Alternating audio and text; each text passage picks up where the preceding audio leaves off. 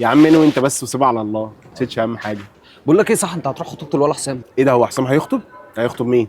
هيخطب بنت اسمها الاء باين. الاء مين دي؟ اسمها الاء قباري باين تقريبا. انا حاسس ان انتوا تعرفوا بعض.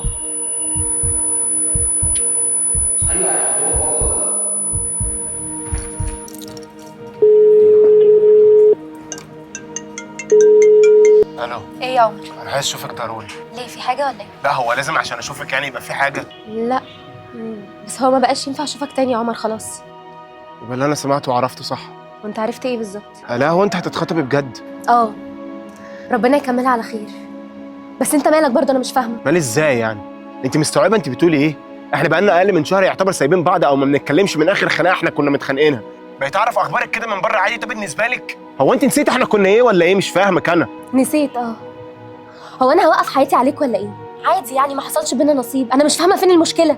المشكله انك انت وحشتيني يا الاء، وانا ما كنتش متخيل انك انت ممكن تتخطي بالسرعه دي. احنا برضو اللي بينا ما كانش شويه. وحشتك؟ وانت جاي تكتشف ده لما عرفت ان انا هتخطب؟ لا بس انا قلت ان هي ممكن تكون خناقه وهتعدي زي كل مره يعني عادي. يمكن المره دي الزعل يطول بينا شويتين، لكن ده ما يمنعش ان انا وحشني هزارك وكلامنا وحتى خناقنا، كل حاجه وحشاني. انا حياتي واقفه من غيرك والله. ملوش لزوم الكلام ده يا عمر. ربنا يكتب لك اللي فيه الخير، وانت اكيد تتمنى لي ان ربنا يكتب لي اللي فيه الخير. الخير ان احنا نكون مع بعض. انا مش مستوعب انك انت ممكن تكوني مع حد غيري. مين يصدق ان دي كانت حاجه ممكن تحصل بينا اصلا؟ هو انا ليه حاسك ان الموضوع بالنسبه لك عادي، او بتعملي الموضوع ده عشان تاذيني؟ انت عارف انك انت كنت كل حاجه بالنسبه لي، ليه بتعملي معايا كده؟ دلوقتي انا اللي عملت؟ هو انت يا ابني مش هتبطل ان انت تقلب الترابيزه وتشوف نفسك ما بتغلطش؟ وليه دايما انا اصلا اللي وحشه؟ هقول لك على حاجه يا عمر، انا وحشه.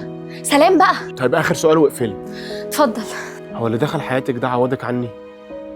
يعني بتقولي له بحبك ووحشتني وبتسهري معاه بالساعات. محسسني ان كفايه. بشوف نفسي في عينه زي ما انا، ويمكن احلى كمان. مش حد كل شويه يقلب الترابيزه. لا، وكمان بيشوف الحلو اللي فيا قبل الوحش. مش حد بيكسر فرحتي دايما.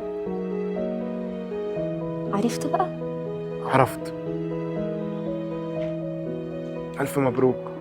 الله يبارك فيك. انسى يا عمر، انسى وشوف حياتك. كده كده محدش بياخد اكتر من نصيبه.